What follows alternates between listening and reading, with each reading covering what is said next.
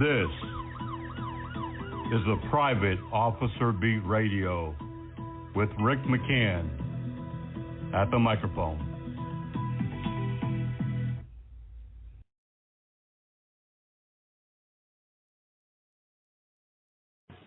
This morning we do have to start with an emergency alert. A civil unrest alert is now in effect for our country nationwide once again after the release of the violent attack on Tyre Nichols.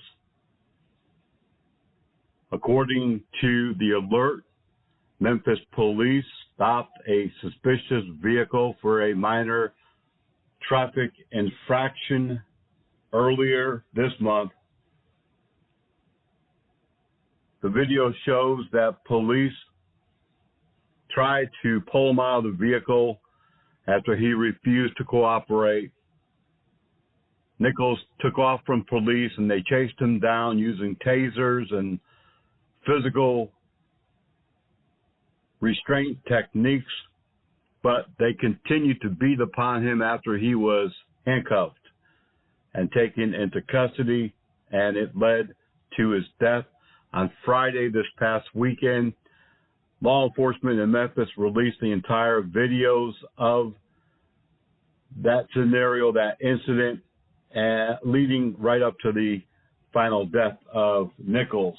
Now, across the country, we once again are experiencing George Floyd level protests and riots. Violent protests have already been reported in more than 40 different locations. The violent attacks have led to assaults on dozens of law enforcement, and Private Officer International has confirmed that at least 3 security officers have been assaulted over the weekend. A security officer was found dead in Kentucky. We have not linked this to the protest, but that is a true possibility. During the protests of George Floyd, we had 5 security officer murders and dozens of assaults. Currently, dozens of buildings have already been set afire. Some major interstates, including I-40, were shut down by numerous violent protests. Police report some of those involved were armed. Violent attacks also being reported in cities. Destruction, once again, of buildings, burglaries, vandalisms, and thefts. Governors in some states have put their National Guard on standby, while others have already activated them. In Georgia, 1,000 National Guard troops are now out and on active duty. Confirmed reports of security officers injured, assaulted in Arkansas, Tennessee, and New York City so far. We believe that those numbers and locations will increase today as we look at the incoming news feeds. During the George Floyd protest, we know that more than 6 security officers were injured and dozens and maybe even hundreds more assaulted. 5 security officers were murdered, including a retired police officer on security duty of a retail store and a federal courthouse security officer who was gunned down in a drive-by shooting. During the previous riots, protesters converged on malls, shopping centers. They shut down retail facilities. Please, if you have any of these as clients, put them on high alert. Move in more security and law enforcement personnel. Don't allow any standalone or one officer accounts, especially in a high targeted area. We know that in previous riots, attacks on police stations were numerous, including fire bombings of buildings and police vehicles, courthouses, federal buildings, and other government facilities, often under the protection of contract security. It's absolutely imperative that you add additional armed security personnel to all high-value targets, shopping malls, and downtown business districts that you might be patrolling. some already experiencing the arson and vandalism and burglaries, as I just stated. Please do not allow unarmed security officers to patrol downtown businesses or entertainment districts, retail businesses, and that includes shopping centers and malls, police precincts or police stations where they often contract security for access control, courts, or other known possible targets. We know by studying previous intelligence from the George Floyd riots that went on for close to 2 years that these are going to be high target, but there may be other locations on the radar of the new protesters and rioters. Remember, there's only one thing that separates protesters from rioters, and that's violence. Protesters who walk, chant, hold signs, that's all well within reason and within their right. But once they cross the line to violence, whether that be property, vandalism, destruction, burglary, theft, arson, or assault, we have rioters, and that's criminal, and they should be prosecuted. Immediately report all suspicious vehicles, persons, activities to local police. During the George Floyd riots, it was because of alert security personnel that spotted vehicles in parking lots unloading duffel bags and large containers. They were able to notify police of this suspicious activity. Police recovered weapons, frozen water bottles used as weapons against law enforcement, and other items, making numerous arrests. Please contact helpdesk@privateofficer.com with any information on protests, riots, damage, or known security officer attacks in your area. This should not be taken lightly. We know from not only the George Floyd riots, but the previous riots that started in Missouri over 10 years ago, that these can become violent very quickly, and people can get trapped within that area of violence and unable to escape. We've had numerous security officers over the last 10 years or so that have been trapped downtown in buildings, college, universities, unarmed campus security officer unable to escape. We do not want to see a repeat of what has happened continuously. We have had numerous security officers seriously injured at malls during these protests where they take over the mall with hundreds of people. This should not be taken lightly. It is extremely serious. It could lead to serious injury and death. Although we're not too concerned about property damage, we are definitely concerned about life. If you have any information, if you see anything in your area, please send us any type of video or photos, helpdesk@privateofficer.com. Remember, this is just the beginning of what federal authorities believe will last probably the year long. We will now go to our break here. We'll return with more here on the Private Officer Beat Radio.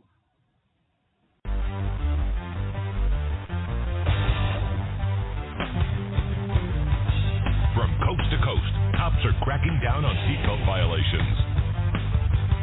Buckle up day and night or expect a ticket. It doesn't matter who you are or where you live, they'll be on the lookout. Cops write tickets to save lives. Click it for ticket.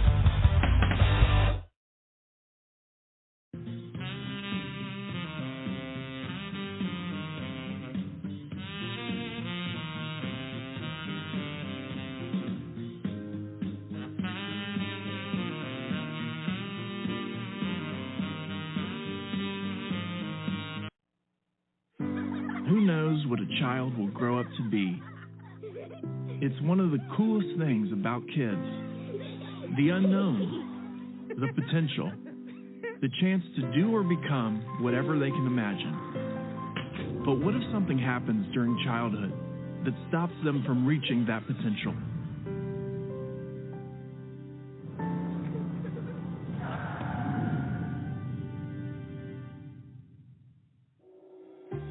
you know that preventable injuries are the #1 killer of children in the United States?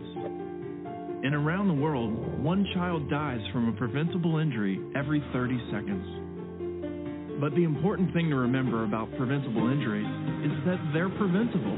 We can do something to stop them. Things to make sure kids get the chance to be creative and play. The chance to take chances and explore. The chance to fall down and get back up. Help us give your kids, and every kid, the chance to grow up, reach their potential, and become whatever they can imagine. Learn how at safekids.org. All right, good morning, everyone, and welcome to this edition of the Private Officer Beat Radio, a production of Blue Ram Media Group, LLC, and Private Officer International. Unfortunately, we start the program off with that civil unrest alert. It is my understanding that there has been quite a bit of damage from this civil unrest already. We know that several governors have activated National Guard and others have put them on standby. We also have received alerts from Homeland Security and other law enforcement organizations with what's happening and what they forecast to happen in the upcoming days and weeks. And we hope that if you're listening to our show today, that you take this very serious. As we have said in the alert, history has shown us during previous protests and riots that they attack security as frequently, if not more frequently, than law enforcement. They do a lot of damage, firebombing. Many have firearms, and according to the alerts that I've seen personally, law enforcement expects that this will rise to the level of George Floyd riots or even beyond. During those, we had 5 security officers murdered, dozens and dozens assaulted and injured, and a lot of property damage. So please be on heightened alert. It does not matter if you live in small town USA or metropolitan USA, because these things have occurred in small areas and large metropolitan areas. And in fact, in some cases, groups targeted smaller communities because they knew they did not have the law enforcement resources that larger areas had. Expect the unexpected. Prepare. Be diligent. Be aware. Situational awareness, of course, is going to be top priority now, as it really always should, but definitely in this heightened stage. And just stay safe. Do not, this is my recommendation, do not go to a job site where you know has had previous violent actions during this type of protest or situation, unless you have multiple officers. If you're a company supervisor, manager, or owner, you really need to be putting your employees' lives first and not profit, and you definitely should be taking things as serious as possible. In other news, when I come back from our second break here, I want to talk about death in the overnight hours. Another security officer found murdered who had been laying there for hours. No one knew, no one saw, no one reported. We have a lot of things to talk about today. We have a lot of breaking news. I'll be telling you about some new training coming up. And also, we're going to have another civilian police academy. We'll be announcing that today. and some other things happening here at Private Officer International. Remember that you can check out our social media 24/7 at facebook.com/Private Officer International, twitter.com/Private Officer. Read our breaking news 24/7. It's always fresh, never stale, at privateofficerbreakingnews.blogspot.com. And go to our website at privateofficer.org to sign up to become a member.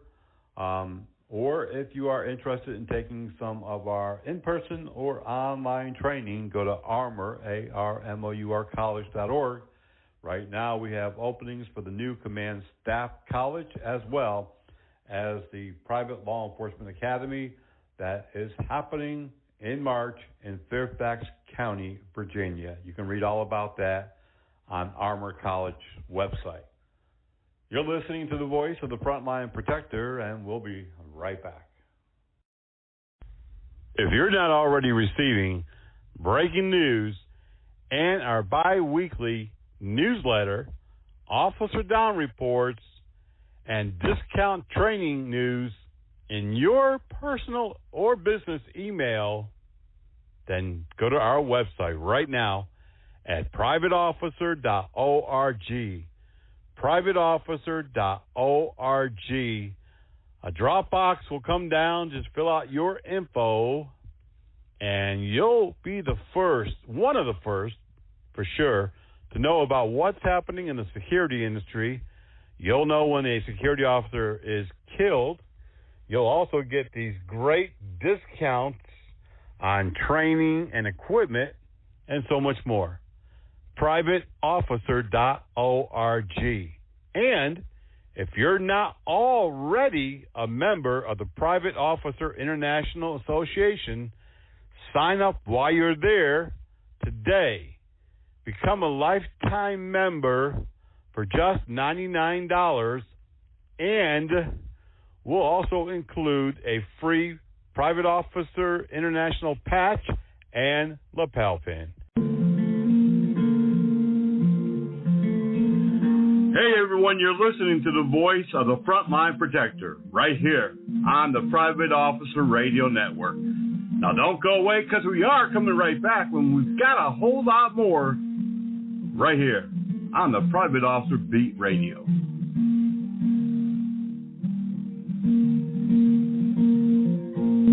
Life is precious.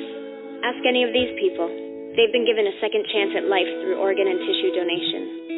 But there are more than 84,000 Americans waiting for life-saving transplants. 17 people die every day waiting. I didn't know this until I lost my best friend, Lyric. She gave the gift of life to 5 people. That's why I've become an organ donor, too. One decision saves so many lives. Donate life. This morning we have immediate breaking news that has come into our office just within the last hour. 5 shootings over the weekend has left 2 security officers in critical condition, 2 others injured and recuperating. A third security officer at this time has minor injuries. 3 of these shootings occurring at nightclubs, one in San Antonio where the security officer is in very critical condition, one occurring in Buffalo, New York. The security officer is in stable but is hospitalized condition. Columbus, Ohio, the security officer there is in very critical condition, and 2 other security officers also shot over the weekend. At this time, we are also checking a fatality that has been reported. It is, at this time, not confirmed. We do know that this was reported to be at an apartment complex. We'll bring you more information as we get it. If we don't receive that information before going off here, we'll send that out as a news alert in our email sometime later today.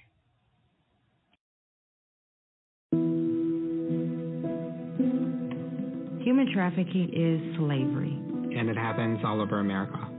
Any child, any woman, any man could potentially become a victim of human trafficking. I am a victim of labor trafficking. I was victim of child sex trafficking, but now I own my body. Human trafficking is any kind of forced labor. It can happen to anybody. I am a mother. I am an author. I am a son. I'm an advocate. I am an educator. I'm a sister. I am a brother. I'm so much more than what happened to me. I am strong. I am brave. I am outspoken. I am compassionate. I am a survivor. I'm a survivor. I am a survivor. I am a survivor. I am a survivor. I am a survivor of human trafficking. Over the years, many security officers have been murdered in the overnight hours. And during the overnight hours, on a post where only the security officer is there, oftentimes with no communication other than a cell phone, the security officer lies dead in the place where he was killed, whether that's in the middle of the parking lot or in a building or someplace else. In recent years, a security officer at a construction site in Las Vegas was murdered during a theft. And as far as Las Vegas Metro Police could figure, he lay there for at least 9 hours dead before he was found in the early morning hours. At the Pimlico Raceway in Baltimore, Maryland, another unarmed security officer was murdered, and he laid there in the middle of a parking lot upwards of 12 hours before he was found. And just recently, the person charged in that murder, who has gone to trial 4 times, was just released and all charges vacated. They didn't have enough evidence to bring to trial. In Tennessee, a security officer about 5 or 6 years ago was murdered, and he laid there for a whole weekend without anyone noticing because no one was coming to work that weekend. We've had a situation in Kentucky where a security officer ran off a road and into a deep, deep pit, a mining area where the pit was full of water and he drowned. They didn't find him for more than 3 days because it was a holiday weekend. No one checked on him. He was working, I don't know if he worked the whole weekend. I don't know if the security officer didn't come to work that. I don't know all of the details. But he was there for a whole weekend before he was found. 3 days, actually, before he was found. These are just some of the times when security officers are killed or die and are not recovered. They have no aid whatsoever for hours and hours and sometimes days and days. Now another murder in Kentucky, just outside of Louisville, where a security officer laid in the parking lot overnight, dead, shot multiple times, until a person leaving for work spotted a body. Well, that person called 911 saying they thought that it was a body. Didn't know what happened, of course. Police responded, and it was a uniformed security officer who was murdered. We have often talked about the very unique situations that security officers find themselves in.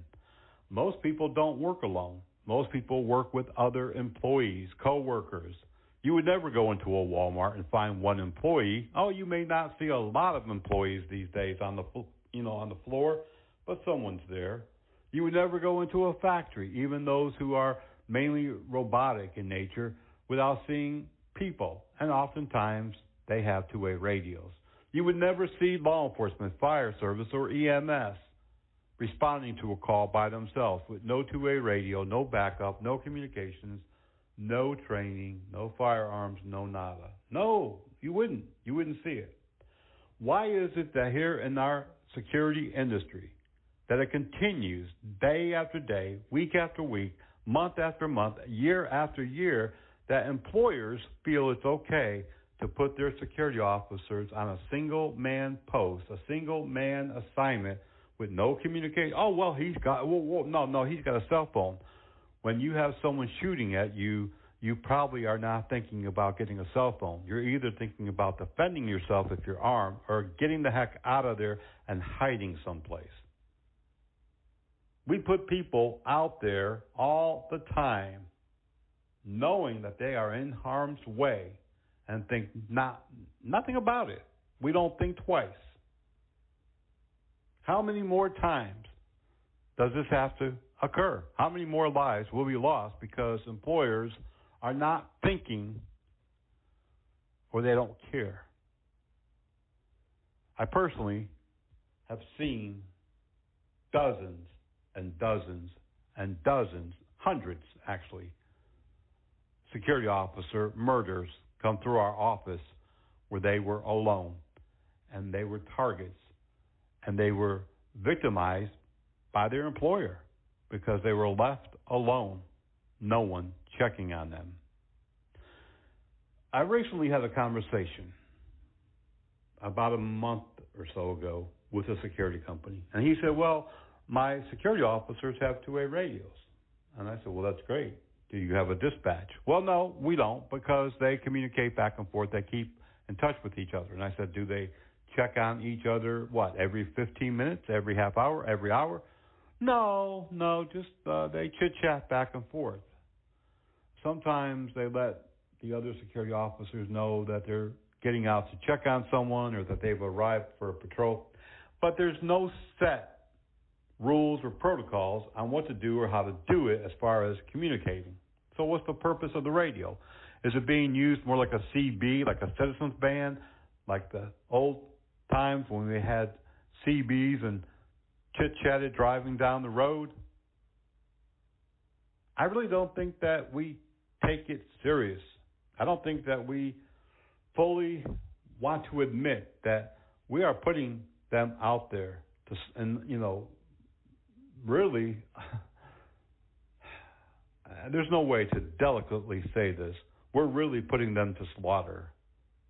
And I think in some cases, security companies should be held civilly and maybe even criminally responsible. Right now, we're living in a time like none other, and things are only getting worse and worse. I feel for the families of security officers when they're notified that their loved one who went to work just to make a paycheck, just to support the family, was murdered, was killed on the job. I feel for the security officer who's murdered because he didn't have proper training, he didn't have any backup, he didn't have communication, and really he was on his own. Our security officers today are SOL. Many police officers do get attacked, assaulted, shot, but guess what they have that other security officers don't have? Two-way radios, 24-hour backup, 24-hour dispatch.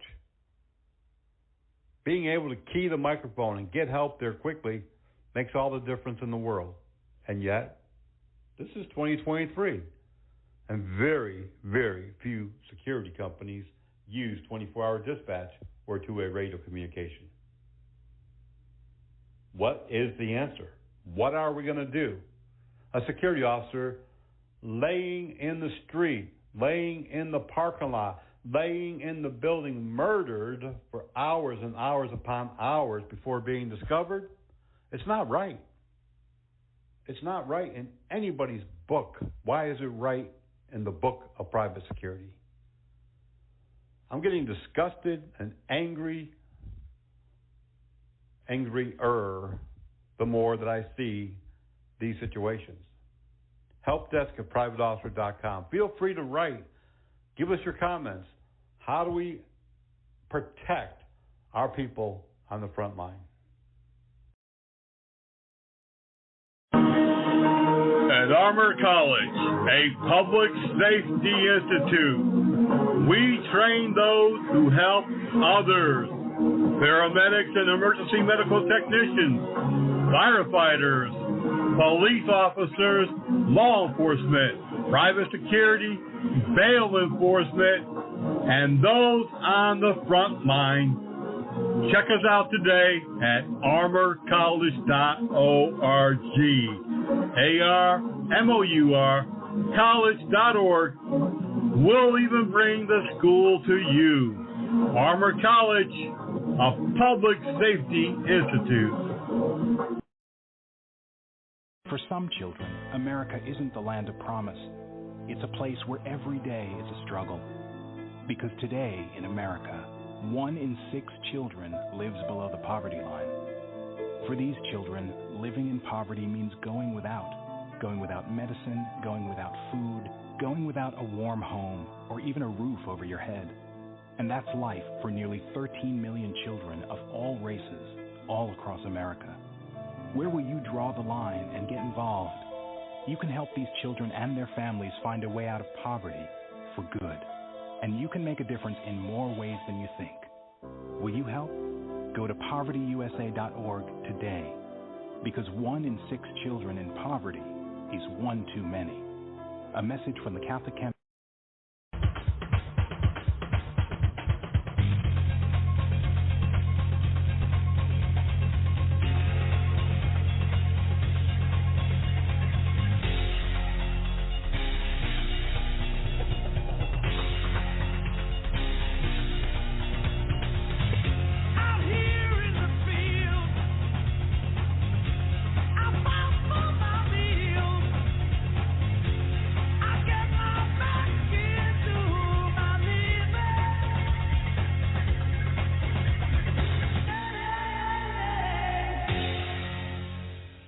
In the news today, of course, always a lot of breaking news here at the POI News Desk in Georgia, Cairo, Georgia. Police there are investigating an on-duty death of a law enforcement officer. Police said that the officer was in some type of pursuit and has been found dead. Very few details. Cairo police are identifying the officer as Master Patrol Officer Clarence C.J. Williams. He joined the department in 2020. There's no official word on how he died, and that continues under investigation. In El Paso, Texas, a security guard has been arrested. This was involving a shooting at a nightclub. Chris Kane Spacratelli, 24, is facing felony charges of deadly conduct and unlawful carrying of a firearm. Police say that he was involved in a confrontation with a person inside the nightclub that somehow spilled out into the parking lot. After a few more words, the security guard fatally shot the man. Another security officer shooting, this one in Buffalo, New York. A security officer on duty at the club Marcella was shot in a parking lot downtown Buffalo. Police have not released his name, but said that he is 36 years old and is in stable condition, currently hospitalized, no arrest there. A suspect was shot and killed also over the weekend. This occurred in San Antonio, Texas. A suspect came up to a nightclub and began shooting and did critically wound a security officer. A second security officer fired multiple rounds, killing the suspect. Police are not releasing the name of the suspect or the security officer. They do say, however, the shooting remains under investigation. A security officer has died after being brutally attacked. The security officer passed away on Thursday. According to law enforcement, no suspects are in custody. Colleges and universities across the country are having difficult times recruiting and retaining campus security officers and public safety. Similar fashion as to law enforcement, they say it began in 2020, and during the pandemic, it got worse. About 3.7 million workers voluntarily left their employment in October, according to the U.S. Bureau of Labor Statistics. Colleges and universities say they need public safety and security personnel. At least 300,000 public school teachers and other staff also left K through 12 between February 2022 and May 2022. The Wall Street Journal said that safety is a predominant concern In 2021, there were 249 shootings at schools compared with 17 in 1981. There is great concern throughout school systems of all grades, and at this time, really there is no answer in sight. That is one of the areas I'm sure that if you are a security officer, if you have any type of qualifications, that you would be able to almost write your own check. Coming out of Everett, Washington this past week, Boeing and Allied Universal Security settled a lawsuit after security officers said that she suffered multiple health issues due to chemicals being sprayed inside the hangar during construction. According to our notice, the lawsuit was settled over $100,000. The security officer at that time said that she had to quit because of the health issues.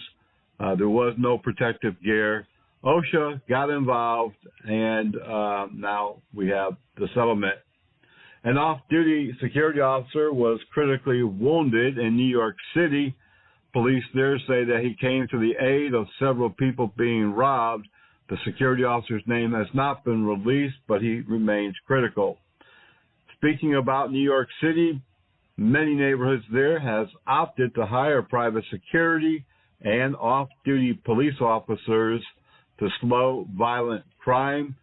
Law enforcement in the Big Apple is understaffed, as in many locations. Now residents of many of the close-knit communities have gotten together and decided to hire both off-duty law enforcement and private security at $45.10 an hour to patrol their communities. This is being done across the country, and I believe it will continue for quite some time. Coming out of Milwaukee, Wisconsin, an armored truck there was robbed of about $100,000. The armored truck is stopped at 79th Street and Capitol.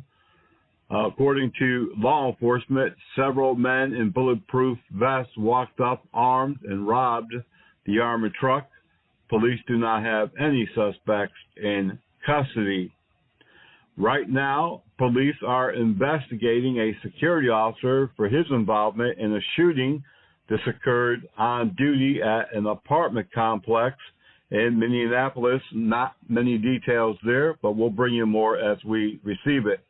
Coming out of Bakersfield, the Bakersfield police themselves have hired private security to patrol parts of impacted areas of the city that have been impacted by crime. The Bakersfield City Council approved the agreement with a private security company called City Guard. They will have 9 unarmed patrol officers patrolling various areas of the city in vehicles and on foot. The $1.1 million agreement will focus on preventing crimes like theft and vandalism in retail areas, allowing for BPD to focus on criminal investigations and more serious crimes. In Long Island, New York, South Huntington School Board voted this past week to hire armed security officers. They will not patrol inside schools, but they would rather be patrolling the exterior areas, the parking lots, and keeping control on all persons entering the property. This will be at an annual cost of $750,000. According to the South Huntington School District, there are 7 schools and 8 buildings involved, so it's quite a substantial contract. A stolen car, a store security officer, and an alert cop quickly helps lead to an arrest. In Alameda, California, a suspected shoplifter mistakes leaving his stolen getaway car running in a no parking zone at an Alameda South Shore center. That's when police patrolling saw the vehicle and a person dashing from a store with a security guard close behind on their heels. The Alameda police officer at 10:15 a.m., jumped from her vehicle. The car was idling, and the officer quickly was able to detain the shoplifter along with the security officer. 3 Mobile, Alabama teens face felony charges after a school student became sick. School resource officer responded to an ill student and found that it was connected to an overdose of drug-laced candy. That investigation revealed that a 15-year-old working in a drive-thru at a fast food restaurant had photographed 19 customer credit cards and then purchased that drug online, THC-laced candy. Now, 3 juveniles and an adult all face criminal charges. We just told you that New York City is another one of those cities that are hiring private security to help patrol many areas. Mayor Eric Adams announced Friday that he's applauding a Bronx group of merchants who also say they're fed up with crime, shoplifters taking over the store, so they too have hired security officers to patrol Fordham Road shopping area, while according to the mayor, the security officers do not have the authority to arrest. They do have the authority to detain and prosecute suspects. Right now, the unarmed 5-person security team is charged with monitoring the busy shopping area along Fordham Road, and according to the mayor, there are other areas of the city that are following suit. Again, unarmed security is not wise, but it is being used more often than armed. A gang out of Illinois didn't get away with a burglary and a felony theft at the River Chase Galleria in Hoover, Alabama. It seems the 4 Illinois men came down from Illinois to Alabama specifically to break into the River Chase Galleria and the high-end store. According to police, the alarm was triggered and police responded. By the time officers had the mall surrounded, they were able to escape, but not for long. Troopers in Kentucky, several hours away along Interstate 65, spotted the wanted vehicle, began a pursuit, and eventually captured the 4 men inside, who all face multiple felony charges. A Houston security officer was fatally struck by a school bus this past week.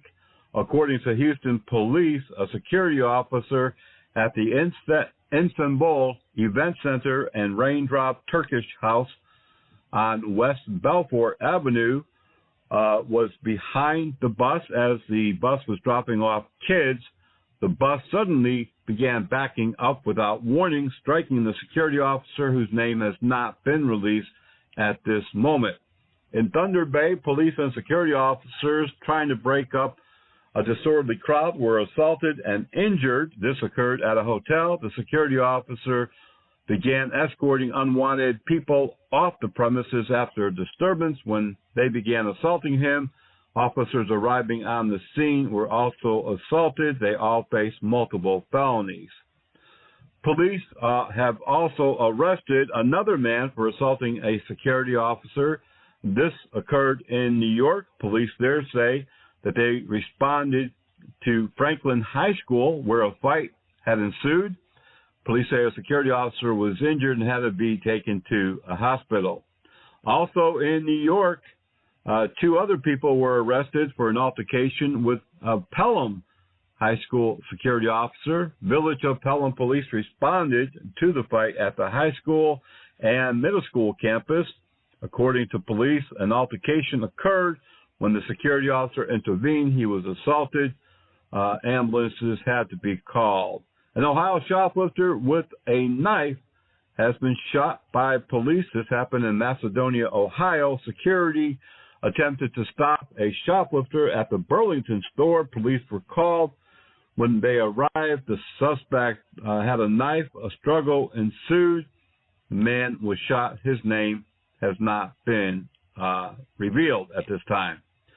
A Chicago Transit security team began a widespread spring sweep of transit property, evicting homeless persons for trespassing, and that caused an uproar with some community activists. Chicago CTA transit security officers said that they were making sweeps of transit property, evicting homeless persons from loitering, sleeping, and essentially living in CTA transit stations and cars. However, during the sweep, they say that they were harassed by activists and others in the area. MTA says this is private property and that they have had a long-standing rule not to allow people to trespass on their property, especially those like homeless who would cause a disturbance, urinate and defecate in public. The security officers will continue the sweeps, they say, until all have left their property. Tennessee House Bill HB 0127 will allow school security officers to use handcuffs in emergency situations. Security officers will be allowed to handcuff juveniles during any type of disturbance, violence, or emergency that warrants the students to be restrained. Currently, they are not allowed to use any mechanical device to detain anyone, any student on property. Orlando bar owners are pushing back on proposed ordinances that would call for adding more security. Currently, a number of cities have enacted similar ordinances that require that nightclubs that stay open have more security officers at night. Orlando ordinance would also provide security rules and safety rules. According to the ordinance, it requires that all bars staying open past midnight have armed security or law enforcement, metal detectors, and ID scanners. They say it is not necessary, but we'll see. A security officer was assaulted at a Bronx, New York discount store as he tried to stop men stealing a microwave. An unidentified group of individuals entered the store located at 700 Exterior Street, immediately going for a microwave and trying to exit the store. When the security agent tried to stop him, they say that he began being assaulted. Police have not made any arrests. Remember, you can always check out all of our breaking news at privateofficerbreakingnews.blogspot.com. We're going to take a quick break, and when I come back, we're going to talk about why. Why would anyone want to be a police or security officer in this day and time? We'll be right back. Are you looking for the finest private security officer training in the Charlotte metropolitan area? Do you need PPS qualifications in armed or unarmed training? Or maybe you're over there across the line in South Carolina and you need the SLED training. Well, we've got the right training at the right time for you. Premier Training Academy, located at 5624 Executive Center Drive, Suite 142 in metropolitan Charlotte, North Carolina. Give them a call today, 704-806-4933. They also offer firearms training, personal protection, first aid and CPR, and so much more. Call John at 704-806-4933. Spice, or Mojo, or just Joe. It's the new most popular drug. It looks harmless and sounds fun, but it's not. Spice is made in filthy conditions. There is no recipe. It's made with anything that can soak up chemicals. It's treated with roach spray or rat poison. It's illegal because it's poisonous. Our hospitals are flooded with its victims. It can cause a lethal medical emergency such as seizures, convulsions, violence toward others, psychosis, and even sudden death. Don't be fooled. Spice kills.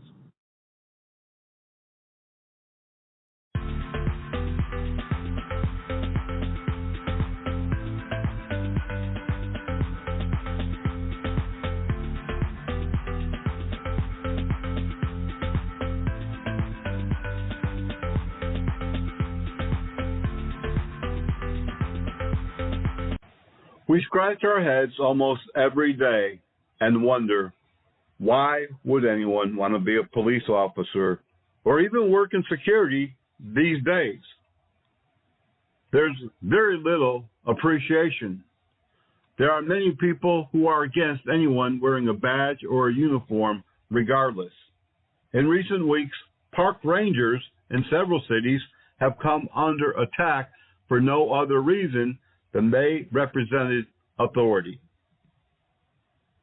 Over the years, there have been numerous stories told and written about why people take up the cause, take up the position in law enforcement.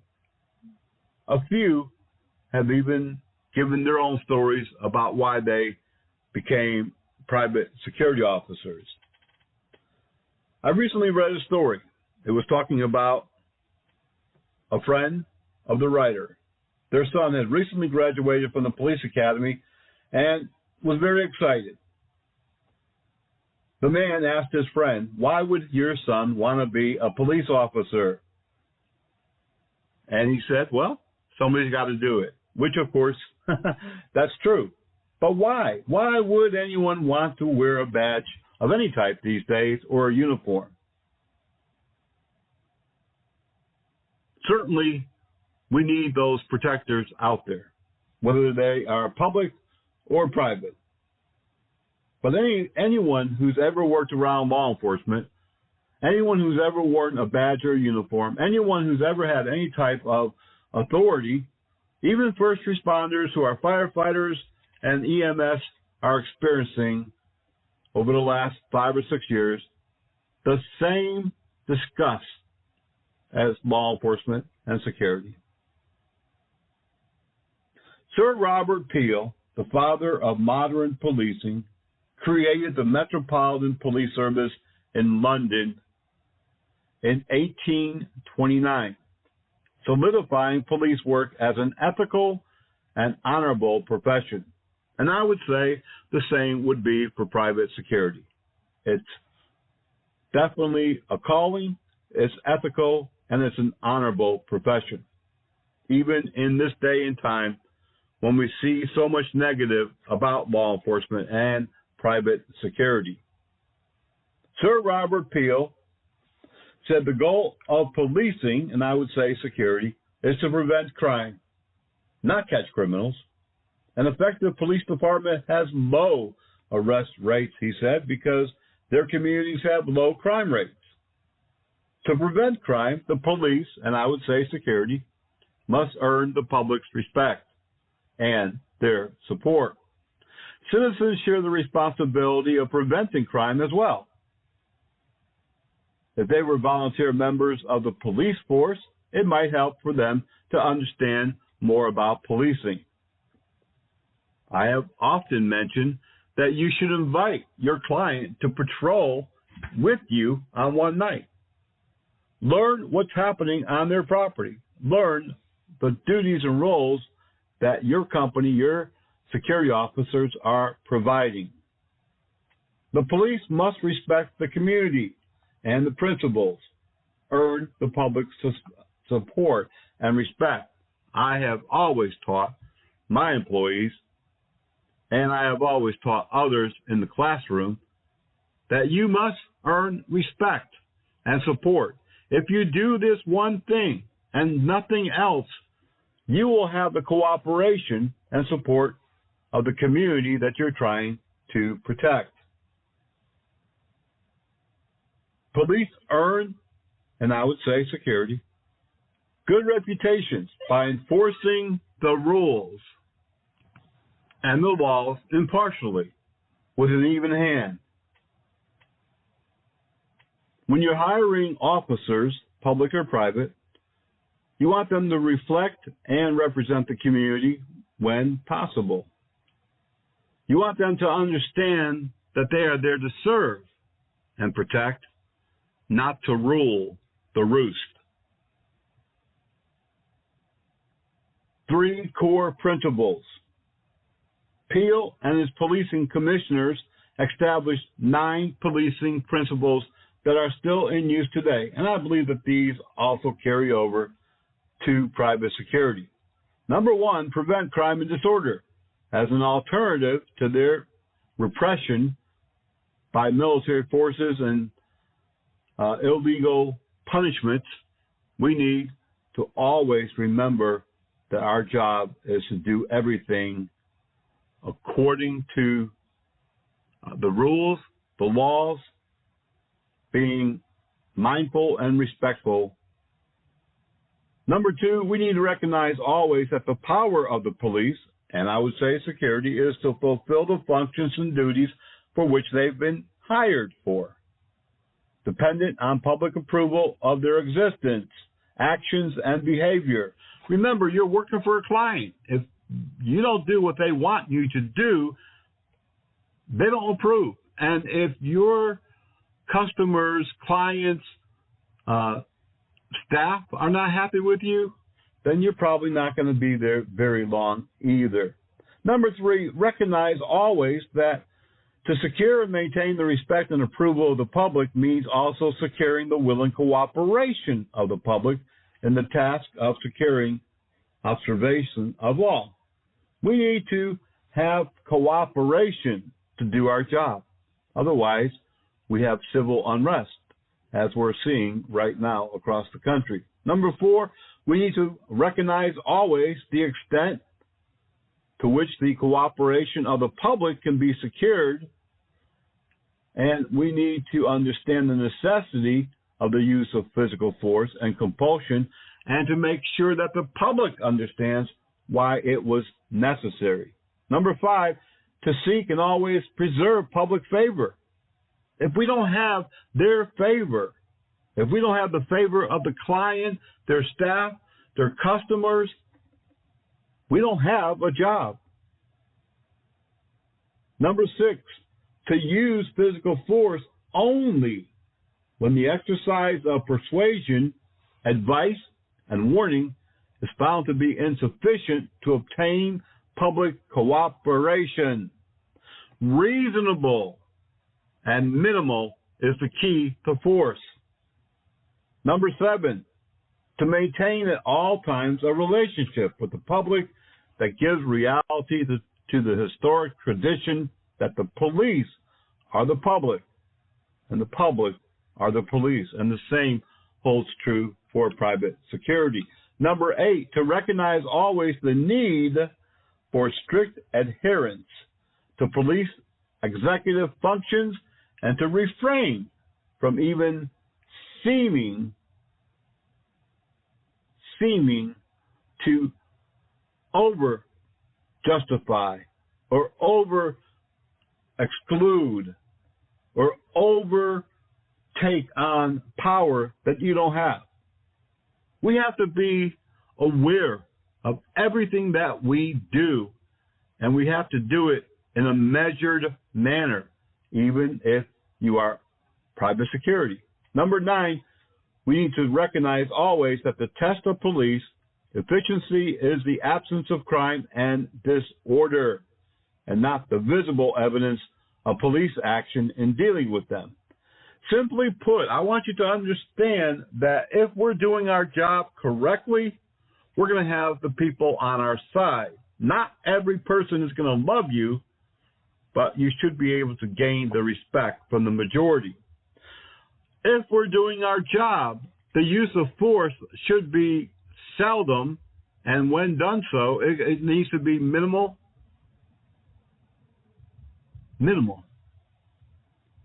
Unfortunately, we continue to see situations with law enforcement and private security with over 200 arrests of security officers for murder, aggravated assault, attempted murder.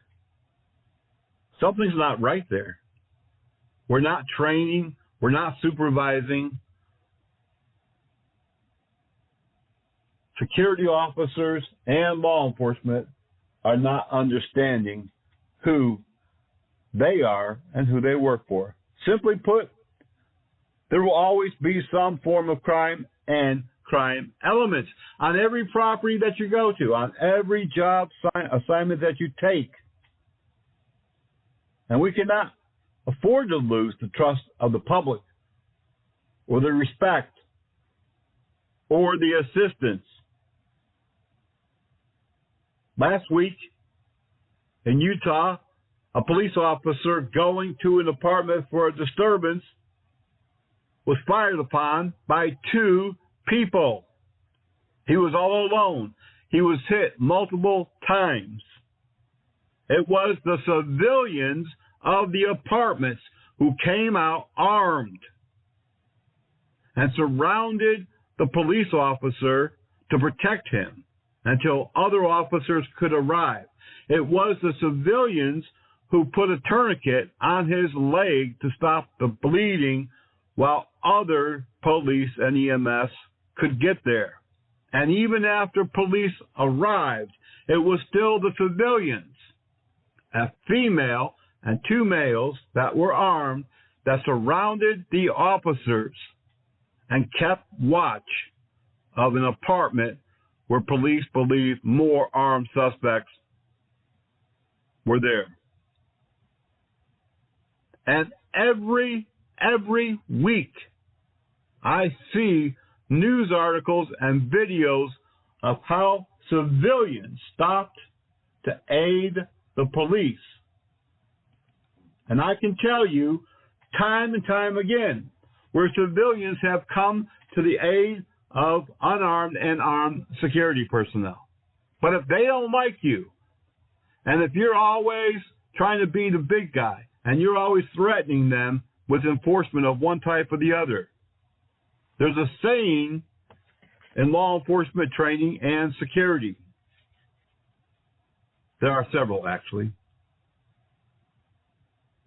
You can enforce the law to the letter.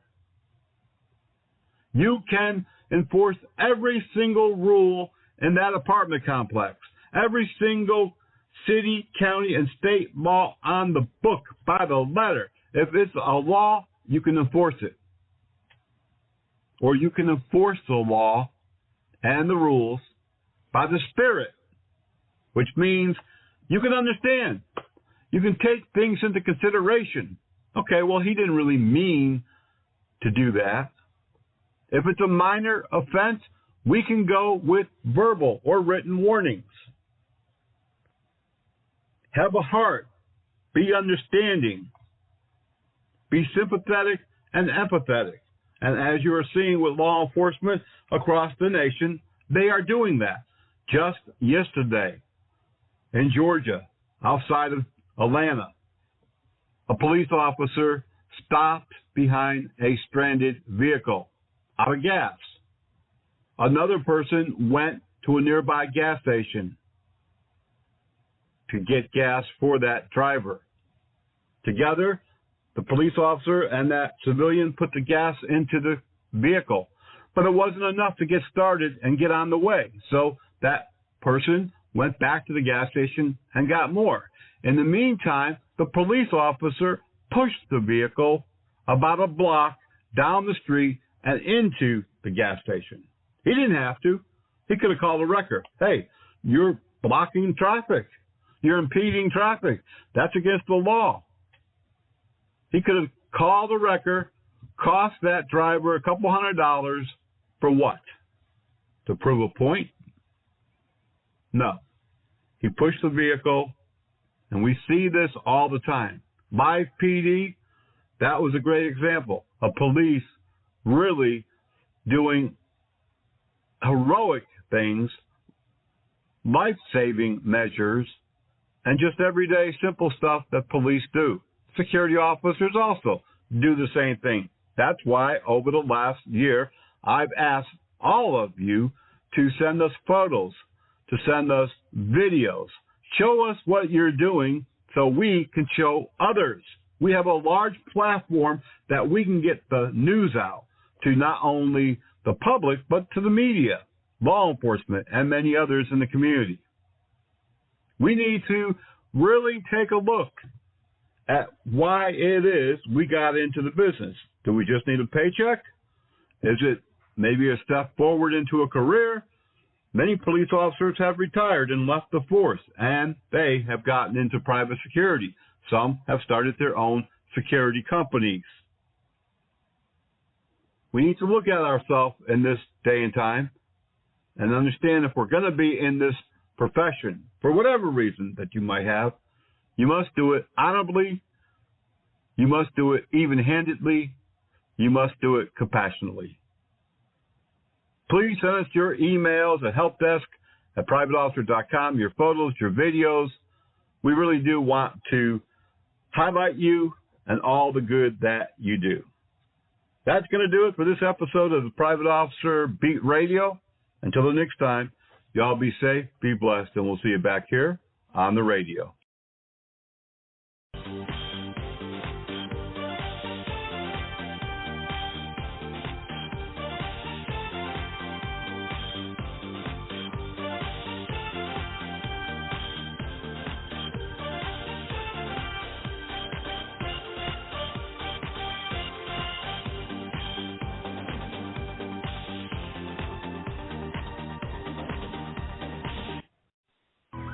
This is the Private Officer Beat Radio with Rick McCann at the microphone.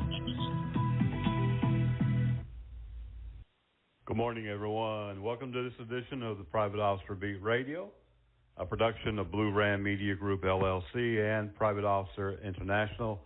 Of course, I'm your host, Rick McCann, founder and CEO of Private Officer International, and a few other companies as well. Today I'm broadcasting remotely as we're on a 9-day, well, not really vacation, a 9-day work trip as I cover the Carolinas and Virginia, doing some training at a number of companies. I often have to kind of be out on the road. I'd rather prefer, as I get older, you know, I am 101 years old. I'd rather prefer staying closer to home, but unfortunately, as you know, the bills got to get paid. And, of course, as long as the work is there and the work is good, you got to keep doing it. Traveling, as I do, I sometimes get questions through email and occasionally on social media about how is it possible to broadcast remotely from wherever you're at. Are you broadcasting in a hotel room? Are you sitting in your car? How is all that working? And, you know, long before COVID ever occurred, long before people began televising TV, you know, news broadcasts, radio shows from home, long before all of that became a real thing, long before all of these people began producing their own little shows on YouTube, I have been broadcasting from the road for almost 20 years as I have traveled crisscrossing the country. And so it is really not difficult at all with the internet, with technology being the way that it is. We pack a specific gear bag, the microphone, the equipment that we need, and we get that all squared away, and it's ready to go. Just like I'm always packed. I always got a backpack ready to hit the road, you know, it's a go bag for sure.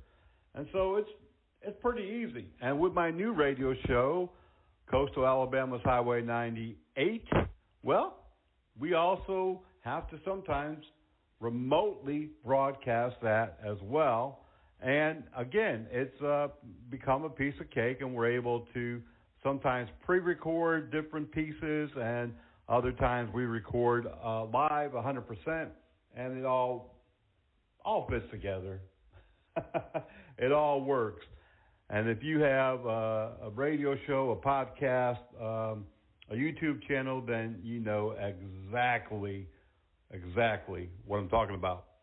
Today in the program, we're going to be talking about electronic security and responding to false burglar alarms and the increase of both liability and safety from that particular task. And it is actually an increasing service that many companies offer. And so I want to give you kind of the ins and outs and a quick synopsis of how really burglar alarms work and some safety pointers on when and if you are responding to activated alarms, how to stay safe. We're also going to be talking today about a couple of other things that have crossed my desk in the last week. And today on the program, we'll be highlighting two security officers in a segment that I have called The Good We Do. And we've got a pretty full show today for sure. Remember that you can always be part of the conversation simply by going to Facebook.com/Private Officer International and Twitter.com/Private Officer. Read our breaking news every single day at privateofficerbreakingnews.blogspot.com. And you can always contact Help Desk at privateofficer.com anytime, day or night, for any reason. Be part of this profession. It's really, really easy. We make it very easy for you to participate on the many committees and programs and so much more. Today we're also going to be talking about a couple of opportunities that we're going to be presenting to help people who want to get in business. And we have put similar offers out there, but we got a new twist to it. And we'll be talking about really a lot of things that's happening in this country, good and bad. When I come back, I want to talk about a news email that we sent out called Why Did You Kill Me? And why it's so important to take this serious and to join that free training offer. It's free. It doesn't cost you anything but a little bit of your time. I'll talk to you more about that coming up right after the first break. You're listening to the Private Officer Beat Radio. Are you a recently retired or maybe active law enforcement officer looking for a different future, maybe owning your own business, former military, public safety, private security professional, EMS, or the fire service, looking for a new way to make a difference while running and owning your own business? At Public Safety Services, we provide services to those who protect us around the world. I'm talking about the police, the sheriff's department, the military. Our organization provides community service officers, private law enforcement, prisoner transport, traffic investigators, and many other public safety service-related services to law enforcement agencies across the nation. You can own your own business, be in business for yourself, but not by yourself. Contact us at publicsafetyservices.org. Let's talk about how you can make a difference today while owning your own business. Are you looking for the finest private security officer training in the Charlotte metropolitan area? Do you need PPS qualifications in armed or unarmed training?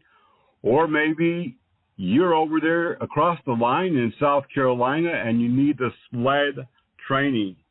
Well, we've got the right training at the right time for you. Premier Training Academy, located at 5624 Executive Center Drive, Suite 142 in metropolitan Charlotte, North Carolina. Give them a call today, 704-806-4933. They also offer firearms training, personal protection, first aid and CPR, and so much more. Call John at 704-806-4933.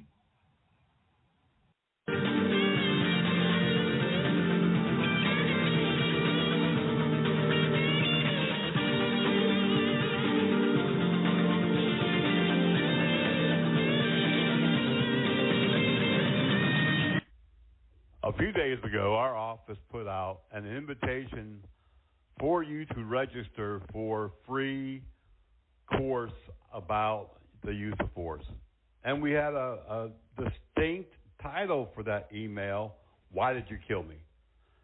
And we have taught the use of force over the years, both in live classes, online classes. We've taught not only security and public safety, but also law enforcement and private law enforcement. I have been lucky to have several times spoke before large groups involved in law enforcement and public safety on the use of force, and I have been certified through circuit court as an expert witness in the use of force. Why did you kill me? And in this 6-week training, 4 weeks of online training in an online classroom, and then 2 weeks will be live, where you'll be able to interact and work through scenarios with others who are in the class, which I think is going to be very interesting. We're going to give you a scenario. You all will talk it out and then decide how you're going to respond to this situation, whether to use force or not, and what type of force that will be used. Of course, after the Memphis incident, where 5 police officers were killed, there's been several other incidents. Now, you might say, well, those are the cops. It doesn't have anything to do with us. Well, we train police and private police and security and public safety. And unfortunately, security officers are often arrested for manslaughter and murder. And over the last 18 months, there have been a number of security officers found guilty in those shootings. If you're a subscriber to our newsletter, and if you're not, you can sign up at privateofficer.org. A box will drop down. You can put in your email address. It's free. But if you're a subscriber to our newsletter, then you know that every other day, either a security officer is being killed or they're killing someone. Sometimes it's justified. There are 5 cases right now in Baltimore where security officers use lethal force, killing 5 people, and there were several security officers arrested and charged with murder in those cases. And then back to back, right after that, there were a number of security officers arrested in Illinois and Texas, and I believe it was Ohio or Michigan or someplace north. And it continues. As more and more security officers are armed, and more security officers being put into situations that they don't really have enough training for and don't have enough experience for, they have to make quick decisions. And I don't always blame them, although sometimes I think we make decisions too quickly, and sometimes our lack of experience kind of hinders making that right decision. But our training will help you to stay on top of today, of be current with what's happening. Oh, I've had use of force training when I became a security guard in 1971. I don't need this. Yeah, you do, actually. Oh, well, it's the same old thing. Don't shoot, observe and report. We only got a gun for looks. It ain't nothing. Unfortunately, more and more security officers are injured and killed as well. So we are going to have to learn at the pace of law enforcement. We're going to have to be trained in the same manner as law enforcement. We're going to have to really understand when to use force, what type of force, what level of force, and also when to de-escalate, when to engage, and when to disengage. This is a very important type of training. So I really hope that you take this serious. If you did not receive that newsletter invitation to register, then please contact helpdesk at privateofficer.com. This course will start the beginning of March. It will run for 6 weeks, and I think you'll find that it's much different than any other use of force that you've ever taken. Why did you kill me? I think you really need to register for this class and sign up. On another note, you can also register to open up your own regional chapters. We're looking for people to operate, manage a chapter, and there are many benefits. We have talked about this through the years, but if you're new to Private Officer International, then you can contact us at helpdesk@privateofficer.com. Chapters are an educational unit, they're a community unit, they're a benevolent unit, they're the boots on the ground that interface and work with law enforcement and other security companies and organizations on multitude of things, and you also get involved in legislative actions that will improve or better private security. If you're interested, contact us at helpdesk@privateofficer.com. In the same light, you can also be on a committee. Right now we have openings on our benevolent committee, and it doesn't really take any time. It definitely doesn't take any money. We really need people in all areas of the U.S. and in other countries to reach out to injured security officers and just cheer them up and make contact with them and really just let them know that someone is here and we're thinking about them. Also, we have openings currently on our awards committee and our steering committee, and also on our advisory committee, where that's kind of a steering group that helps POI in making decisions about services that we might offer, things that we might do, and we get your feedback. There's a lot of opportunity here, folks, for you to get involved. Contact helpdesk@privateofficer.com. Also, the awards committee is really a great opportunity for you to sit there and look at, people who submit award nominations. You'll have the opportunity to see whether or not, this is something that we want to approve or not approve. Contact helpdesk@privateofficer.com. We are going to take a quick break. I'm going to take a quick break. My office is going to take a quick break. Of course, my office isn't here. They're probably already on coffee break. Permanent coffee break all day long. That's one thing. When the cat's away, the mice will play, but not in my office. We really do have a great team. We'll be right back.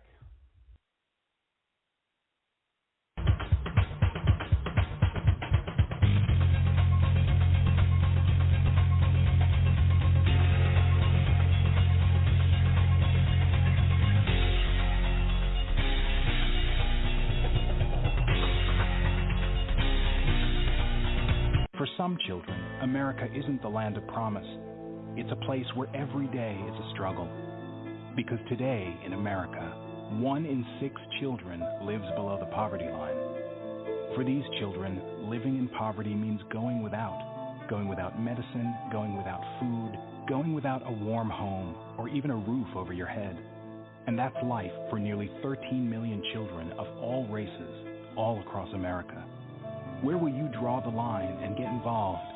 You can help these children and their families find a way out of poverty for good. And you can make a difference in more ways than you think. Will you help? Go to povertyusa.org today. Because 1 in 6 children in poverty is one too many. A message from the Catholic Campaign for Human Development. I was just going to the grocery store. Seatbelt violators, beware. I forgot to put it on. If you're pulled over because you've broken the law. Oh, it's so uncomfortable. And you're not wearing your seatbelt. It's broken, but I was going to have it fixed. No matter what your excuse is, you will get a ticket in addition to the ticket for your original violation. Click it or ticket? That's pretty easy to remember. A new addition to the radio program over the last month or so has been something that we've titled The Good We Do. It's a weekly broadcast really to honor both private security and law enforcement officers for their bravery, heroics, and life-saving measures that often make the difference. This week, we want to highlight 2 security officers, one in Ohio. This retired widower was working part-time as a security officer at a grocery store. He was walking around doing his job when he overheard a woman with 3 small kids asking people for money. While that's not really unusual these days, there are many people who are homeless and others who are constantly asking for money for one thing or the other, the security officer became concerned. He listened for a moment longer. Then he approached the woman to see what was going on. While most might just ignore her or even send her on her way, this security officer had a heart and began to talk to her. In doing so, he learned that the woman's husband had left her and the kids a few months ago, and that she had been struggling to feed her children. The security officer asked a few more questions without trying to get too personal, and discovered several other financial struggles and situations that this family was facing. The security officer opened up his heart and told the woman to just go get whatever food that she wanted, to fill up her shopping cart, and he would take care of it. She didn't want to do that, so he began walking around the store with the woman and the children. She told him several times she only wanted a few things, just to feed her kids for a day or two. The security officer continued to talk to her as they leisurely walked around the grocery store. At some point, the security officer again addressed the situation and said, "I want you to have what you need for the children and yourself.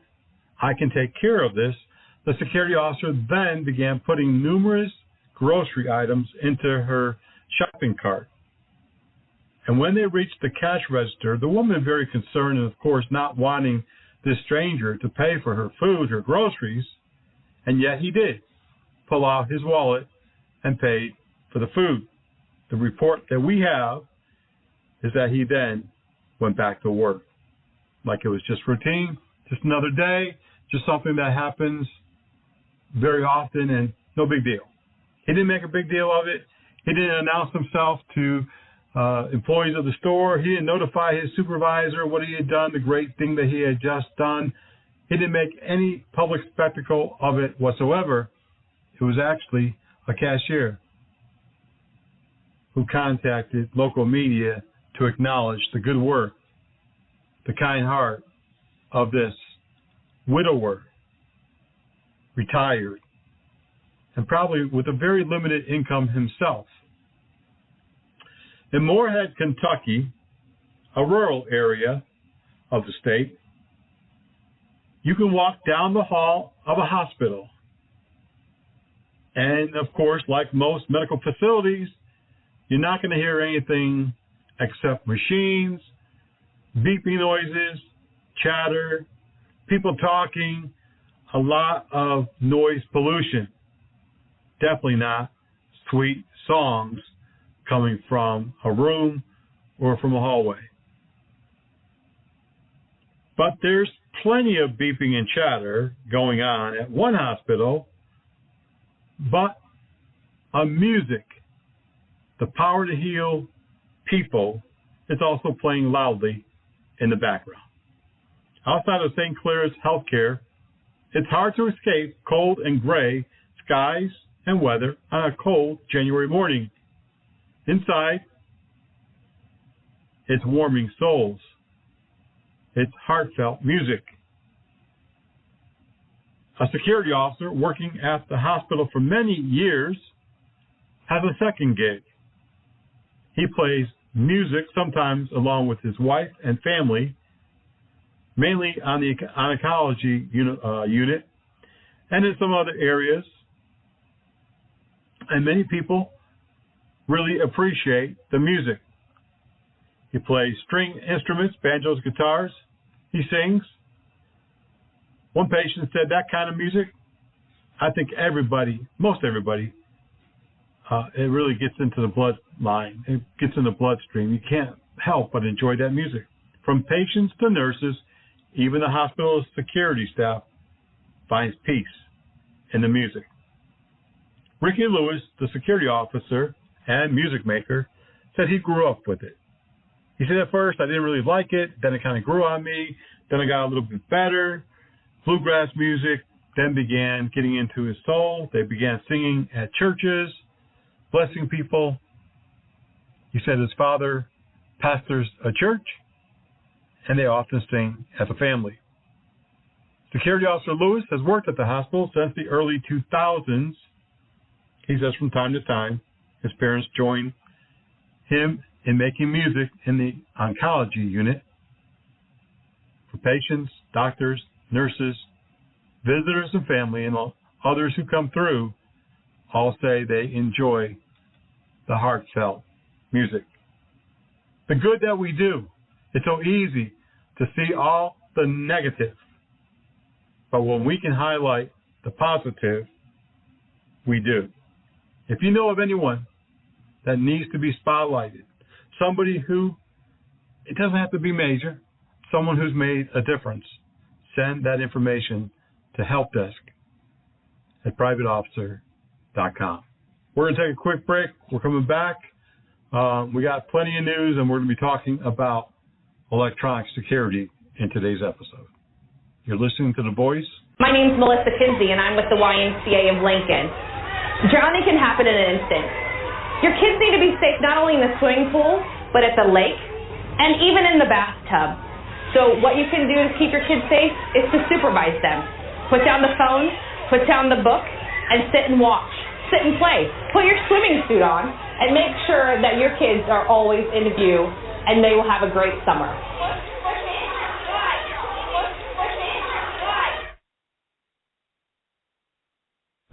Slow down. Slow down and move over. And move over. When you see lights, Vest or reflectors. please give us some room. Slow down and move over. When you need us, We've got your back. You have ours. You got our back? you got ours. You got our back. Please slow down. And move over.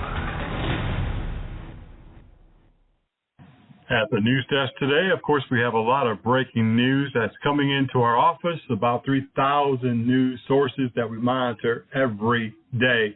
Faithfully, it doesn't matter if it's Sunday or a holiday, Christmas or New Year's, we are monitoring the news and bringing it to you as quickly as possible. Coming out of Converse, Texas, a Garda truck security guard has been arrested for staging a $1 million robbery. Brian Martinez Rodriguez, 23, has been charged with felony theft in a heist that occurred at the Converse AutoZone. According to police, Martinez Rodriguez was driving a Garda armored truck when it stopped to pick up some money.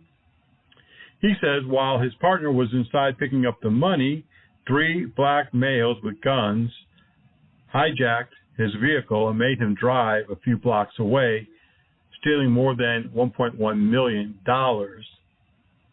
According to investigators, they were able to obtain footage from numerous businesses nearby that show there was no black men, that the armored truck that was taken was driven willingly by the suspect, that he and others offloaded the money.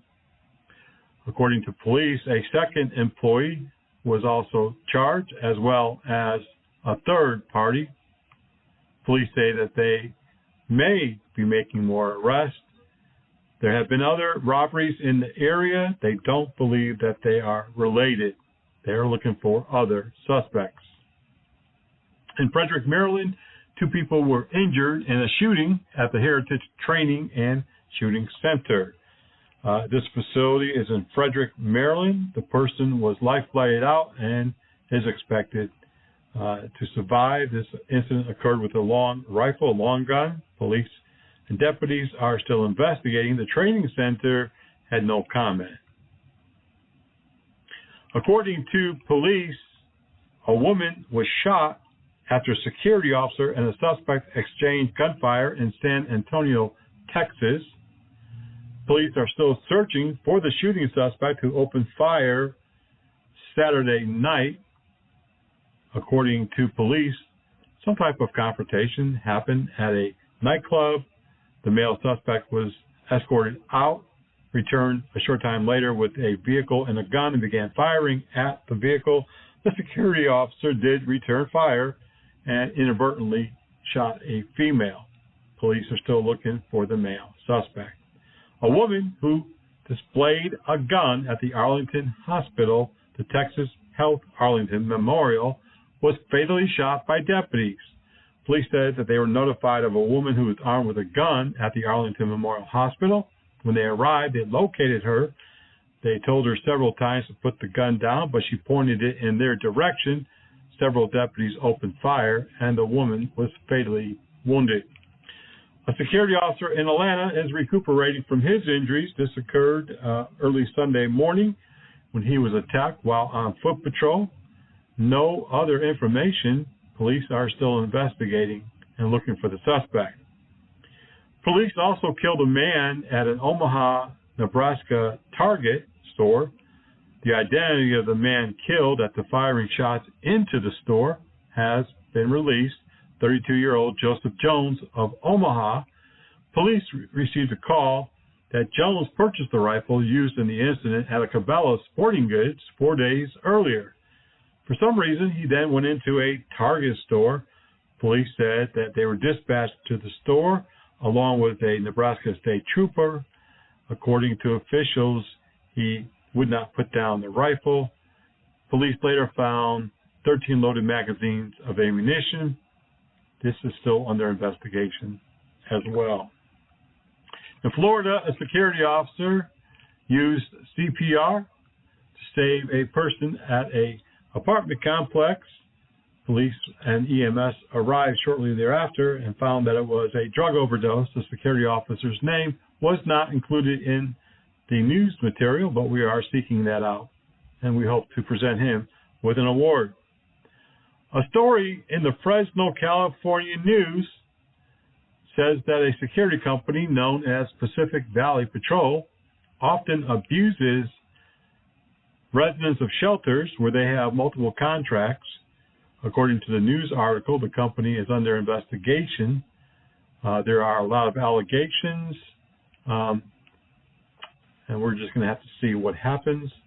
According to the news article, the city of Fresno outsourced security to numerous shelters in 2021 to this company. They often use excessive force and escalate instead of de-escalate situations. Of course, these are allegations that we will follow and bring you more information when we have it. A teen gunman killed a security officer last week in San Bernardino. Authorities say that two security officers, both unarmed, were working a party. A contract security company was hired to provide security for whatever reason, and a juvenile opened fire on one of the security officers. Howard Gabriel Anderson Jr., 28, died. A 29-year-old security officer survived. Police don't know what started it, and according to this, the second security officer is expected to live. Police in DeKalb County, Georgia, have arrested a second person in the murder of a nightclub security officer that occurred last October. Dion Watkins, 23, has been charged with felony murder and aggravated assault with a weapon in connection with the murder at the Cosmopolitan Premier Lounge that is off Interstate 285. A Walmart employee has been arrested in Pennsylvania after shopping 15 times.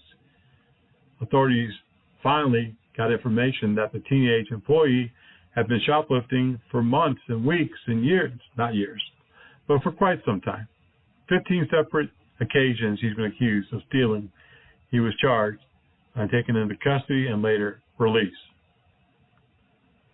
A security officer accused of killing a man during a fight at a grocery store in Baltimore, Maryland, one of 5 shooting incidents, will not be charged.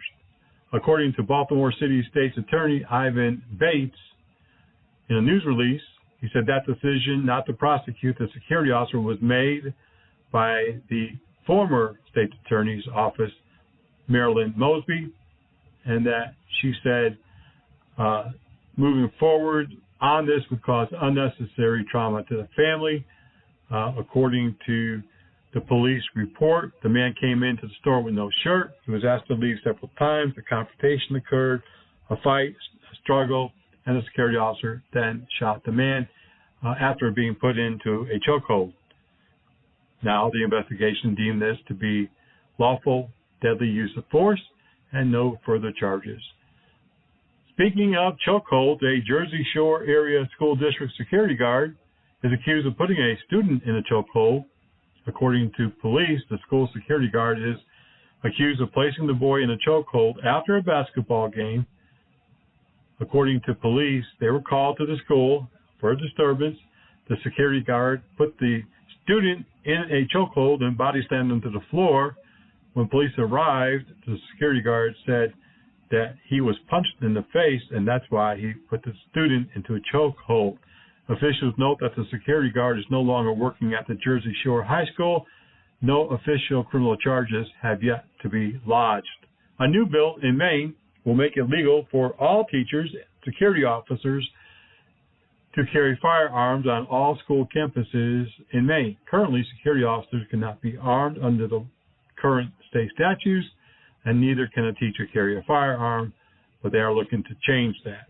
In Connecticut advocates, legislators call for school resource officers once again to be taken out of the schools in Connecticut and replaced with trained counselors. Connecticut advocates say there's no need for armed security guards or police to be in the school.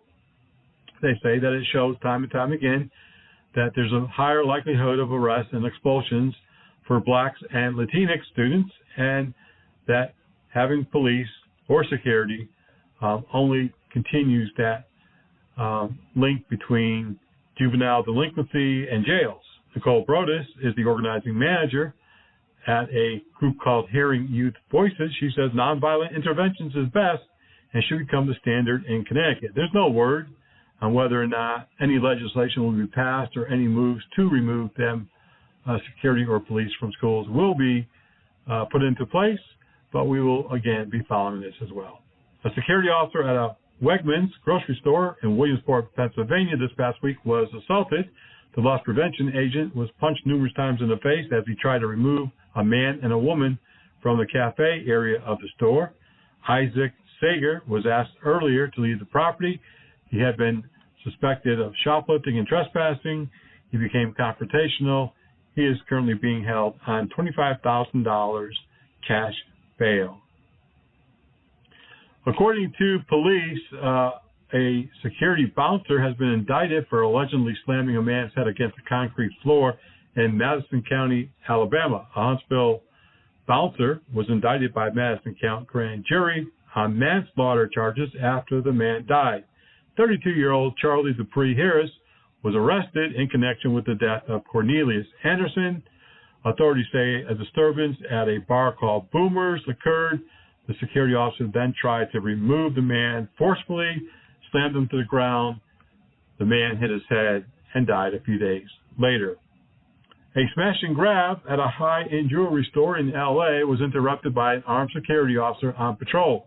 Police report that at 3:30 in the morning, the security officer heard glass breakage and immediately responded to the area of the glass breakage.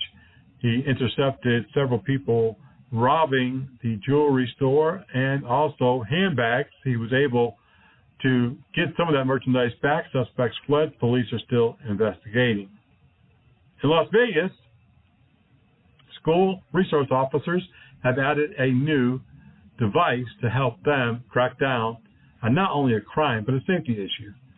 Authorities in the Las Vegas schools have added technology now to detect THC smoke.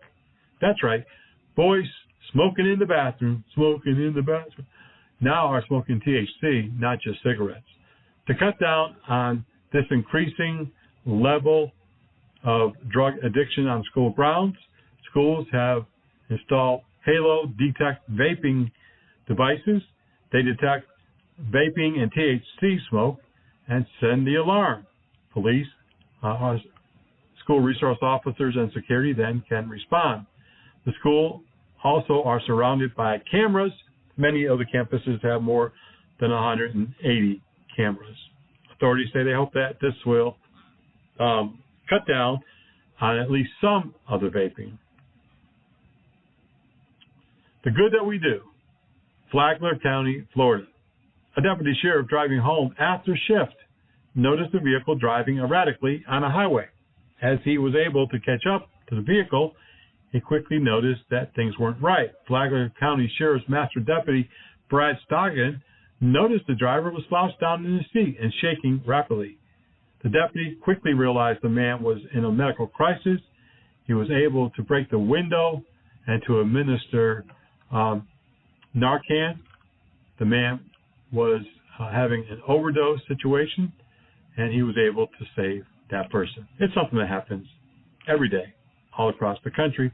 It just does not get recognized. A Florida security officer, now on a low note, a Florida security officer in Lauderhill, Florida, was tased and arrested. Security officer in full uniform was pulled over for a minor traffic offense. The security officer jumped out of the car and began immediately to be loud and boisterous. According to police, 44-year-old Tavanny Bodden ran 2 stop signs and then at first refused to pull over, but did pull over for police. He took out pepper spray and threatened the police officer that the police officer would be sprayed. He was uncooperative and non-compliance. Police did tase him to get him into custody. He's facing multiple charges. There is a live video on social media that you can go to if you'd like to see more. I will, in a high note, in Milwaukee, Wisconsin, a security officer working at a bar has been found not guilty, accused of assaulting an off-duty officer. The Milwaukee County jury found Terrence Walker not guilty of substantial battery in connection to a bar fight with an off-duty Milwaukee police officer. The incident occurred March 6, 2022.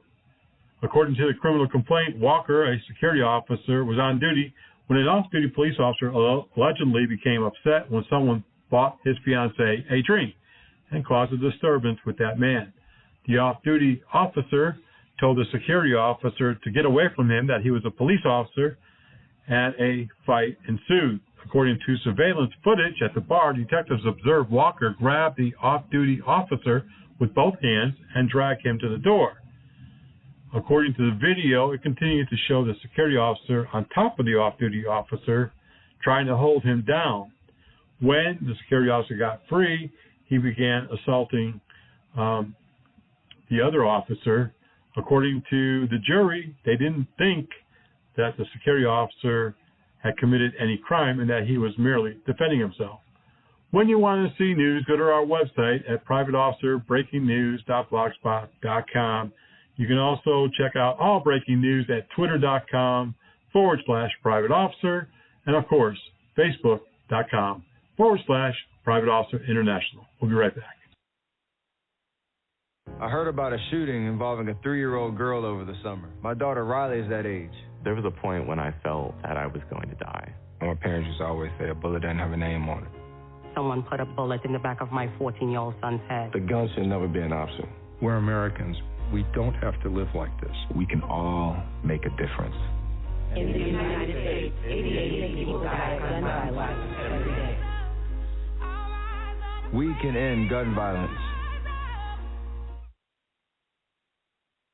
40% of the food that we produce here in the U.S. is wasted. That's 133 billion pounds of food a year. A lot of this food gets wasted at the grocery store. If a carrot doesn't look perfectly right, it gets thrown away, even if it's totally safe to eat. But the biggest waster of all is us. On average, every American throws about a pound of food away every single day. Here are some ways you can stop wasting your food. Number 1, meal prep. You don't have to be a fitness influencer to plan out your meal. If you plan before you shop, you're less likely to find a moldy vegetable in the back of your fridge. Number 2, store it right. Storing food in the right place keeps it from going bad. And your refrigerator has those produce drawers for a reason. Become best friends with your freezer. Your freezer will hold things for a much longer period of time. Number 3, be scrappy. Literally, learn to cook with things that you would normally throw away, like carrot tops, herb stems, brown avocados, and pickle juice. You want to save money and like saving the planet? Save your scrap.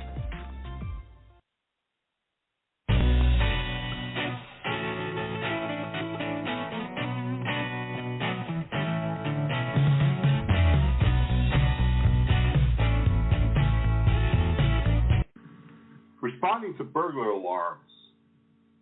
This is an area where private security and internal public safety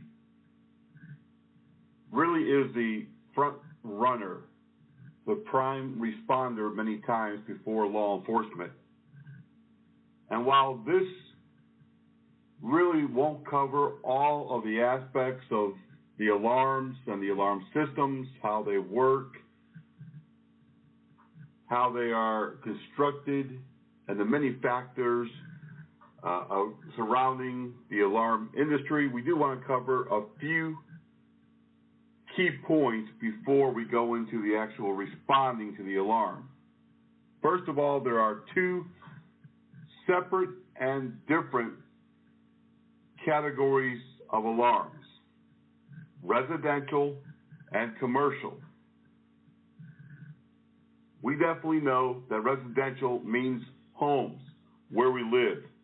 But in the commercial industry, alarms cover a wide variety and types of businesses, everything from nuclear power plants to mom and pop grocery stores, large big box retailers, and huge commercial manufacturers. They're all types of end users that use alarm systems.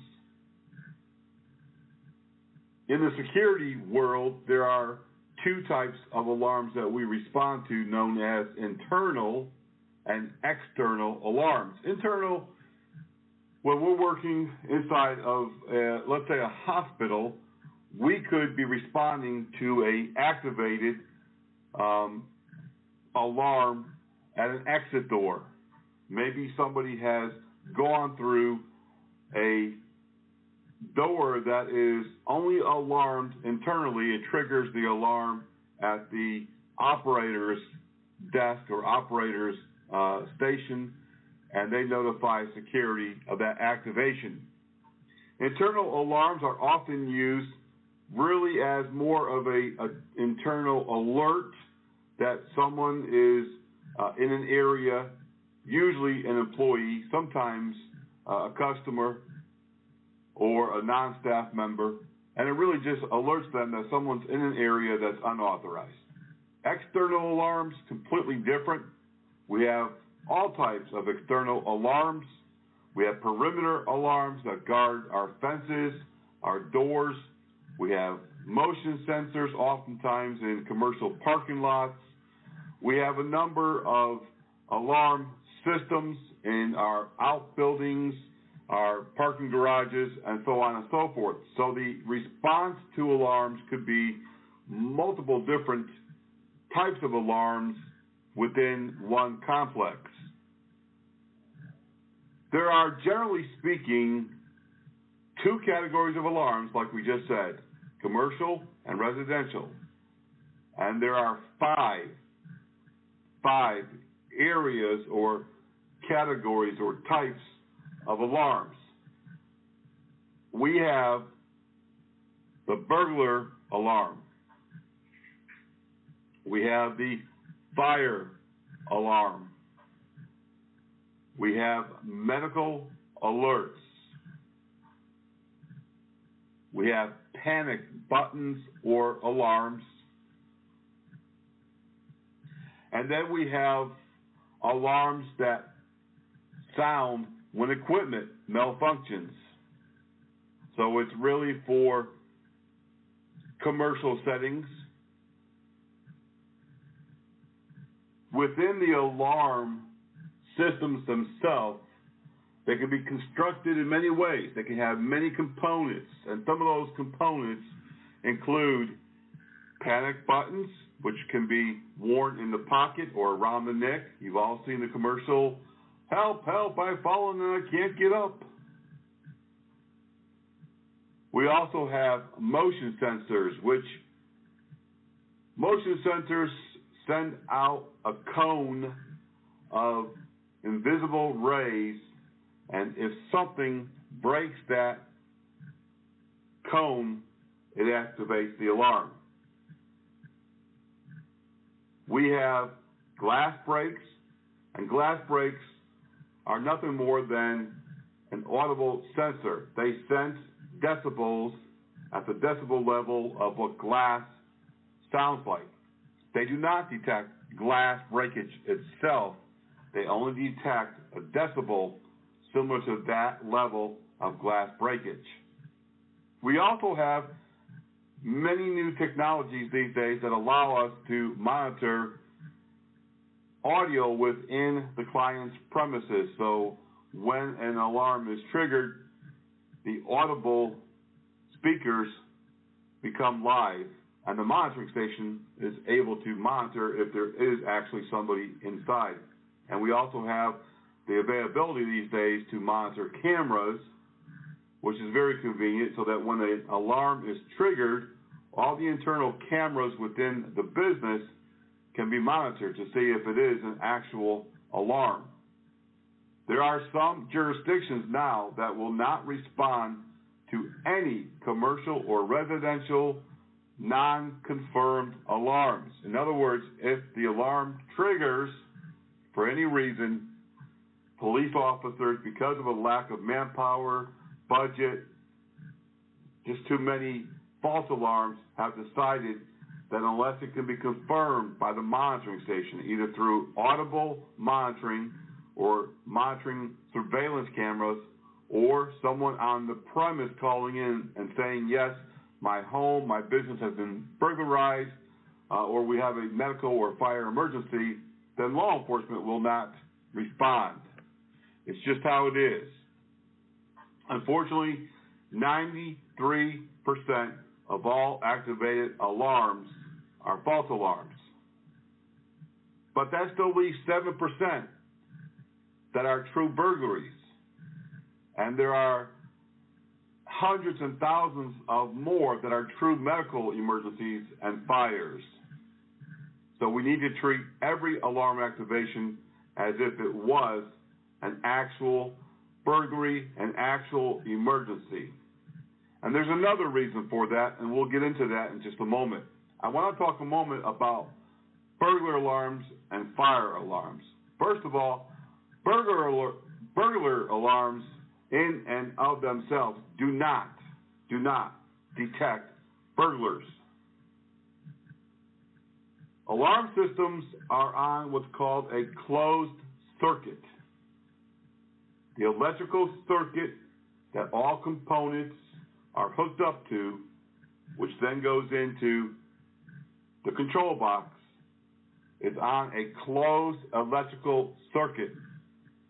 When a door or window or motion sensor that is wired as a component is tripped, somebody opens the door, someone punches out the window, the glass, or opens the window, or walks through the cone area of a motion detector, then that cuts the circuit. It opens the circuit. And now you have an activated alarm. That's how alarms get activated. Burglar alarms do not detect burglaries. They only detect whatever that component has been programmed to detect, such as glass breakage, decibel, or motion, or the fact that the circuit has been broken. The same is true about fire alarms. We call them fire alarms, but the true fact is fire alarms do not detect fire. They detect heat, they can detect smoke, and they can detect what's called water flow. Water flow is for when a commercial or residential structure has sprinkler systems that are connected to the fire system. Oftentimes, a sprinkler head will pop. Sometimes it's because of extreme heat in an area. Sometimes it's because of steam that sets it off. And sometimes it's because of it's been very cold temperatures outside or in the building. The pipe has frozen, and once it begins to thaw, it actually pops the sprinkler head, and you get water movement. There are other reasons why you'll get water movement if the line is cut. anytime that water begins to flow through the system, we call that, in the fire service, we call that water flow. Those are the only things that a smoke alarm or a fire alarm will detect. They only detect those symptoms of a fire. There's a triangle of fire: oxygen, fuel, and heat. Without those, you don't have a fire. Smoke alarms, fire alarms, burglar alarms, they do great. They do their job most of the time. But there's maintenance that is required. There's all sorts of things that you have to do to maintain your system. And if you don't do that regularly, and if you don't do it properly, or if the system is improperly installed, then you will have false activations. Let's talk about false activations. Let's talk about responding to burglar alarms. Unfortunately, because of the overabundance of alarm systems that are out there, and alarm companies continue to sell because obviously that's their business, almost everybody and their brother has a burglar alarm at their house. And they're not very tech savvy, and they're not very careful on what they do, and often because of user error, their alarm becomes more of a pain in the neck for the police department than it does protection for the homeowner. Same thing is true for a business, commercial user of an alarm system. So over the years, there has been a huge increase in false alarms, and because of that, it's a exhaustive effort on the police department to respond and verify each and every alarm, especially in a large city. A large city can have upwards of 100,000 false alarms a year. That's a lot of manpower hours, a lot of officers that are tied up verifying something that, doesn't exist. Because of these factors, oftentimes when police respond, it has become a non-event. Private security companies have also taken over the response to burglar alarms, and because of their, either lack of training or maybe just their lackadaisical attitude, or maybe they just treat everything as a false alarm, they too have gotten into a situation where they really are responding, in a half awake, half asleep mode, not considering that this could be a true alarm, that there could really be an emergency or burglars on site. So false alarms are what people expect. They don't treat an activation of an alarm as an emergency or as urgency. It's not a priority call unless it's confirmed. Most police departments dispatch it as a low priority these days, again, especially if they have a continual activation problem and false alarm rate. Private security and law enforcement are frequently dispatched now one man to the call. It used to be when commercial and residential alarms triggered, you'd have at least 2 patrol officers responding, and oftentimes 3 or 5, 3, 4, 5, 6 patrol cars, because they had to surround the perimeters, they had to have officers at the perimeter area, and then they had to do a building search. But things have definitely changed. It's a much more lackadaisical attitude, which, really means that a person's attitude shows no enthusiasm. They don't put forth any effort. It's half-hearted. It's dreamy, laid back. And that can really be very, very dangerous. Because especially with this environment that we're living in with law enforcement, so many people, turning on law enforcement, private security, and anyone wearing a uniform, you don't know when you're responding to an alarm call what's waiting or who's waiting. It's really the element of the unknown. Is this a setup?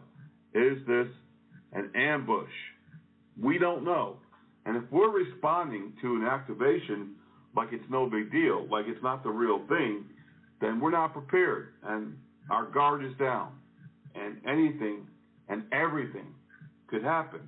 We could be injured. We could be killed. We don't know. If you are interested in taking the complete electronic security course, which includes additional information on alarm response and safety considerations, as well as other operational information, technology, techniques of the electronic security industry today, please contact Help Desk at armorcollege.org, ARMOUR college.org. This is a very exclusive course. It goes over the requirements, the training, a lot of technology today that's being used, and so much more. Help Desk at armorcollege.org. That completes today's episode of the Private Officer Beat Radio. We hope that you enjoyed it. Until the next time, you all be safe, be blessed. See you back here on the radio.